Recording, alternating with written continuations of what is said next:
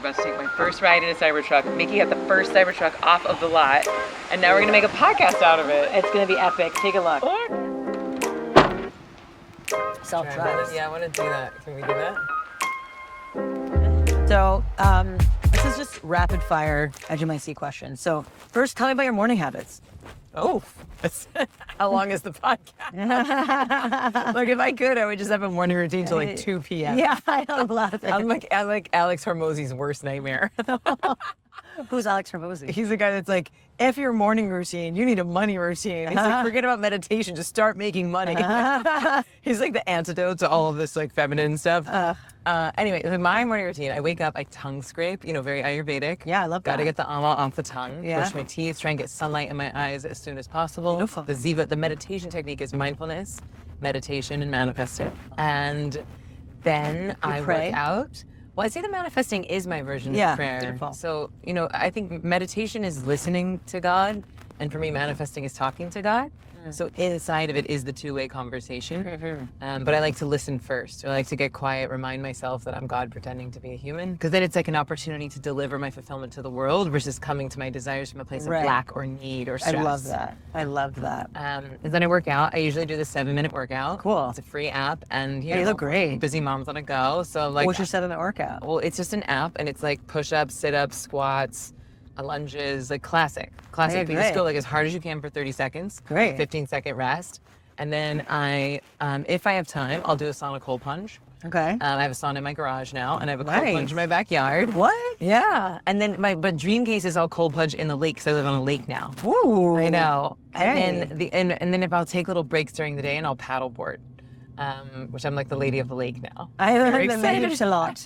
Lady of the lake. Yeah. What are your bathroom habits? Oh, I have one more. I have one more morning routine. Okay. I design my day. I daydream before 10 a.m. Ooh. So I write my day, everything I would love to have happen, in past tense before dope. 10 a.m. as if it's already happened. Wow, that's a legit morning routine. Yeah, it's legit. I love it. Yeah, it's good. But I can do it all. If I really had to, I could do it all in like 46 minutes. 46. Just like wake up, brush your teeth, meditate, yeah. work out. Right. I mean, it takes 5 Wow, that's minutes. To write it amazing. down. Yeah. That's It actually doesn't brilliant. have to take hours and hours. Wow, that's an unlock. Pro tip for the parents. I do that after I take my son to school. Yeah. So I just, you're supposed to meditate first thing in the morning, but Yeah. I just get up, I get him to school, Yeah. and then I do it all when I get back. So I have like an hour Yeah. between dropping him off and starting work. I love that. I love that. Okay, bathroom habits. What are Okay. bathroom habits? You morning Okay. pooper? What's the vibe? I'm a very regular pooper. I'm saying Okay. like a once a day kind of gal. Oh, great. Me too. Yeah. Yeah. But it varies in time. Interesting. Sometimes it's morning, sometimes it's afternoon. Yeah. How How many meals a day do you eat? 2 to 3. Yeah. And sometimes some snacking. I like Yeah. eating. Yeah, great. I love food. Yeah, you I'm do all Vata your dominant. I need to round it Yeah. down a lot. Amazing. And I now have I just moved, so I've not installed a tushy, but I do have the travel tushy that you gave me in our girls' weekend. Amazing. I was going to ask you, are you a bidet or a toilet paper person? Well, I have the travel tushy, which Okay, is great. really exciting. And my mom is a bidet person. My mom loves tushy. She swears by it. Yes. She's one of the women who would like throw a party and be like, tell all her friends. Yes. She's giving it to her friends and her sisters. It is a glorious day today. Isn't that just stunning? I wish we can open the windows, but the sound won't be as great. Okay. But what do you think of the car? It's amazing. It's a vibe, right? It's like sway. At first, it's a little masculine, but then you're kind of like, I feel so safe in it, so which makes it really feminine. No, but that's the thing. It's like this solid container. Yeah. And that's what I think, I don't know about you. I know, but, we need that. we need that solid man, masculine I know. container so that we can be in our feminine flow. I think, So true. I mean, I'll speak for myself. Yes. But I feel like for me, I've had to inhabit all of these masculine qualities to build the business, to, Yes. be I know. successful in sort of a masculine world. And now I'm like really excited to soften and more into same. my feminine. Same. But sometimes if you're in a big, giant steel masculine box, it makes Yeah. it easier. I totally agree. Spaceship. Yeah. Okay, what's your favorite snack? Ooh. What's my favorite snack? Do you have go-to? I mean, when you said that, I thought carrots and hummus, but I'm like, is Yeah. that true? And it also feels boring. I like fermented beets. Ooh, I love Yeah, that. That's like great. pickled beets. Yeah, I love pickled everything. Yeah. Pickled beets are great. And this is not really a snack, but I'm deeply obsessed with cacao right now. Ooh, I've never been a coffee lady, and so I've gotten so into my morning cacao. What about ritual. chai? Sacred chai? It's I good. love sacred chai, but for me, the cacao is like, it's like a whole ritual in the morning. And I now have an altar in my backyard, and I offer it to the land, and I sing to it, and I pray over it. And ceremonial grade. yeah. Only. Oh yeah. Okay. Only. Actually, I have like friends who like look at the energetic signature. Yeah. of It's it like, and, okay, that point. it's a full Totally deal. thing. Okay. What silly things you like to do for fun?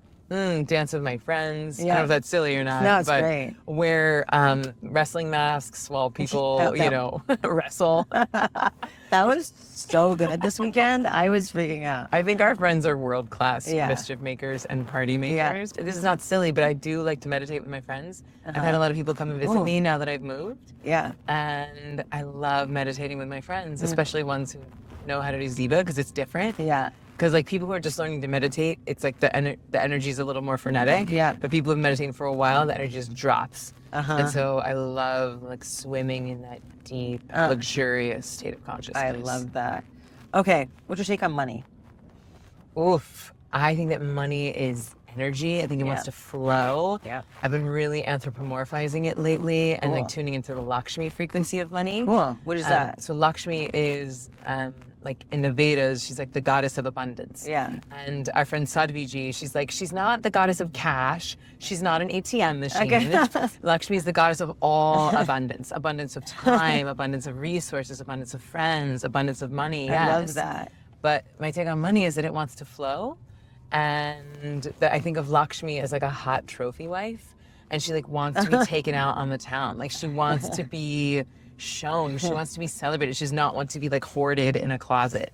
So it's like, yes, you want to have your needs met, but you also want to invest it. I think you'll also like this too. One of my favorite quotes on money is from Hello Dolly, the musical. And she says, money is like manure. If you hoard it, it's just a giant pile of crap. Yes. If you spread it around, it becomes Yes. like fertilizer and it can make things grow. That's right. It's actually meant to circulate. How do you let money impact your life? I would say I'm definitely healing my relationship with money. I come from a family of, like, my grandmother was actually like picking cotton with enslaved people. No. Yeah. And even Where? in North Florida, South Georgia. Wow. So it's like, it's like she was like a cotton picker? correct. Yeah. Wow. Fascinating. so- But she was white. Yes. I'm confused. So my mom was one of 10 kids. They had no running water. They had an No outhouse. way. They had outdoor Your plumbing. mom? My mom, yeah. So, Where?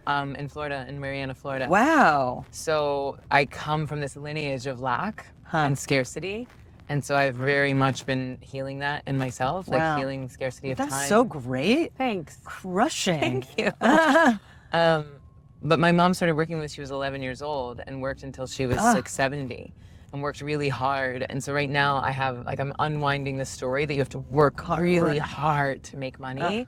And just actually being like, you know what? My stillness is valuable. My listening is valuable. My channeling is valuable.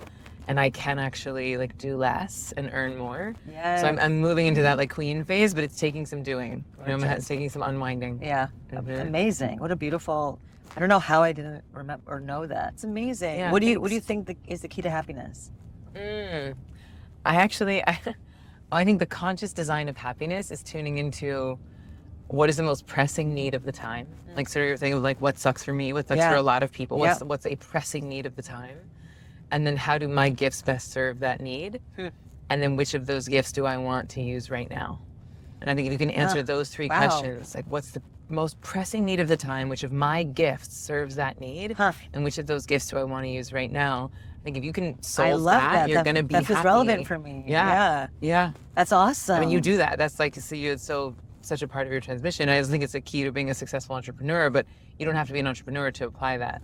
That's really, really. I love that. That's amazing. How do you letting that impact you? Like, what's the most pressing for you right now?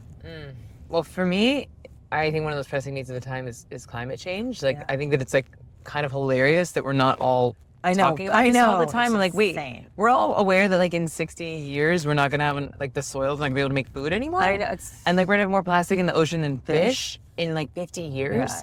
Like we have sons that are young. I know. Like in their lifetime, we're facing no food and like not being able to swim in the ocean. It's crazy. And so, like, and I'm also not here for stress and suffering and doomsday. And so I believe that I very much believe in the Einstein quote that no problem can be solved at the same state of consciousness with which it was created. And so Wow. if I tune into the three questions, I feel like what I'm uniquely qualified to do is help people raise their state of consciousness. And so that's what I've been doing as fast as I possibly can, is teach people to meditate so they get out of greed, so they get out of hoarding, they get out of that like extraction mentality and into flow. And I think that we can get enough people, and certainly enough world leaders, in that place of what can I give versus what can I take, and into that flow and into a space of generosity. I think that we can shift the state of consciousness that has created climate change. What's the Einstein quote again? No problem can be solved at the same state of consciousness with which it was created. Yeah. So in order to solve the problems, you have to change the state of consciousness. Wow. And so I'm not a scientist, right? Like I'm not, even an environmentalist, but I am really good at teaching meditation. And so it's like, okay, well, how can I get to the people who are making the decisions and shift their consciousness so that we can start companies that are doing great things in the world, or shift the companies, really, like we shift the petroleum companies From like unconscious just to take conscious. all that infrastructure and put it towards regenerative technologies. So why? I know. It's so bizarre. It's bizarre. Once you know, you can't unknow, and yet you're still not making a change. And people are, I guess people just don't know still. I think people go from being asleep to apathetic because, and so it's like we have to utilize that window of like, okay, I've woken up, I recognize what's happening with the planet, but before they get overwhelmed and think like, well, there's nothing I can do. It's like, it feels like there's a window of time. Yeah. And we literally have a window of time right now. And then I would say with ZIVA Magic, so ZIVA Meditation is meant to help raise the state of consciousness. ZIVA Magic is very much, it's like, well, things are getting more intense, so I think we're going to need more potent medicine. Right. And if you follow the linear trajectory of things, if you follow the linear timelines, we don't have any solutions for this Right. that are going to solve it fast enough. And so I'm like, well, we need to use a non-linear solution. We actually have to go into like the realm of magic. And we've all had miracles or magic happen in our personal lives, right? Like I prayed about this thing, or I manifested this thing, or I shifted my state of consciousness, and like, oh my God, this wild thing happened. It all turned around in a way that I never could have predicted. Oh, goodness. Hello. Okay. Hello, sir. And so I feel like, what if we were to do that globally? It's my big dream now is like getting a critical mass of people at the sacred sites on the planet and doing ZIVA Magic, like helping people to get very clear on what their vision is for the planet. Like, actually, what do you want? Like, what's your dream for the species? And then ushering themselves into very high states of consciousness. And then from that place, dedicating all of that pleasure to the prayer. I feel like if anyone could do it, it's you. Well, with your help and with all of our friends, I think we're going to do 100%. Yeah. What's your take on power? My take on power is transitioning right now. I think I used to very much have like a patriarchal masculine view of power. And like, oh, let me get like more status, more money. And like, I'd say the shadow side is proving. And now I feel like I'm moving into a phase where I'm just leaning back and softening and letting the power come from how much of the divine can I allow to flow through me? Like how much creativity can I allow to flow through me?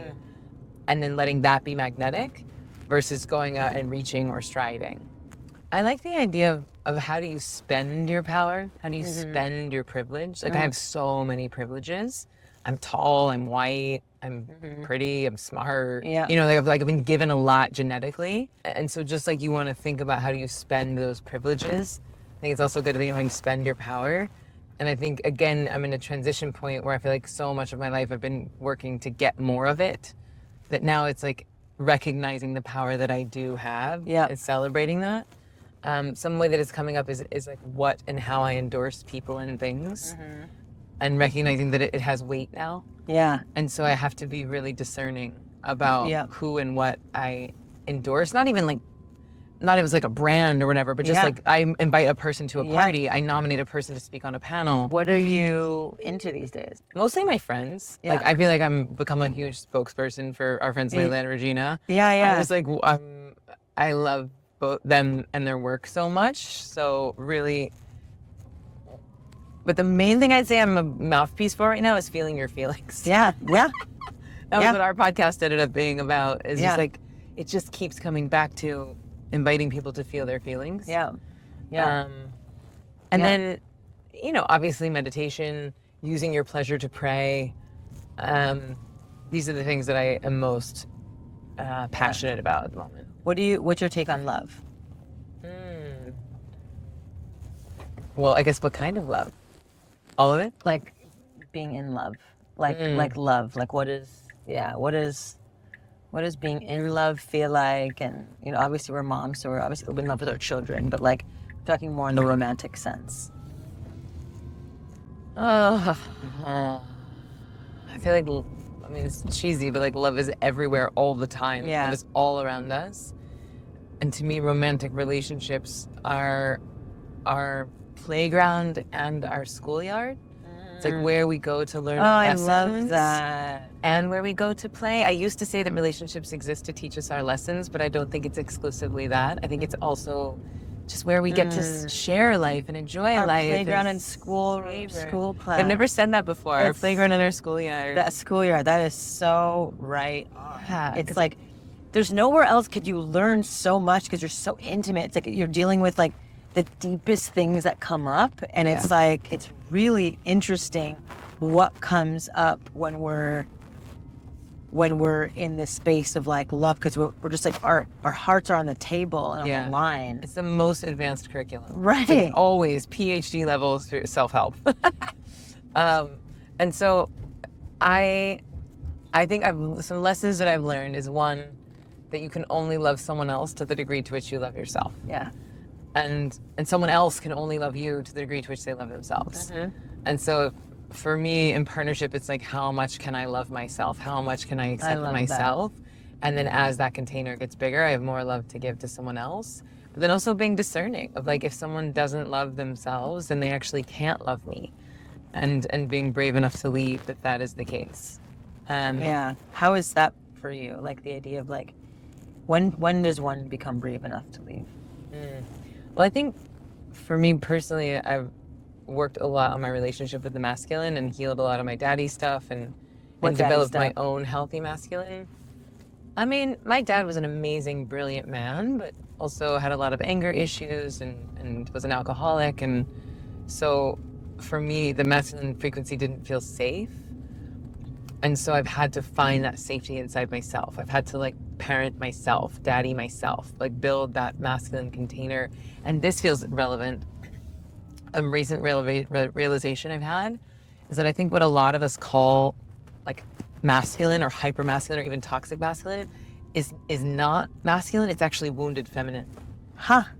And what does that mean? Wounded feminine, at least in my lineage, it's like, well, I'll just do it all myself. Right. I'll just make all the money and I'll be the homemaker and I'll just take on more responsibility and I'll do more and give more and do more and give more. Yeah. And it masquerades as masculine. It's like, oh, she's making so much money or she's whatever. Yeah, exactly. But it's not actually masculine. Right. There's no proving in masculine. There's no striving in masculine. Right. It's like leaned back, grounded, powerful, protective. And I think, how are we going to love our men if we are hating those masculine qualities inside of ourselves? So I've actually started to learn to love my masculine and discern the difference between my masculine and what is wounded feminine. Wow. And that's been, I think, very, very helpful. Okay, well, this is just like a fun rapid fire thing before we kind of like wetting the palate of Emily Fletcher, of learning about Emily Fletcher, just her life and her take on, love, power, money, no big deal. Just three little just small the most subjects. tiny little whatevers.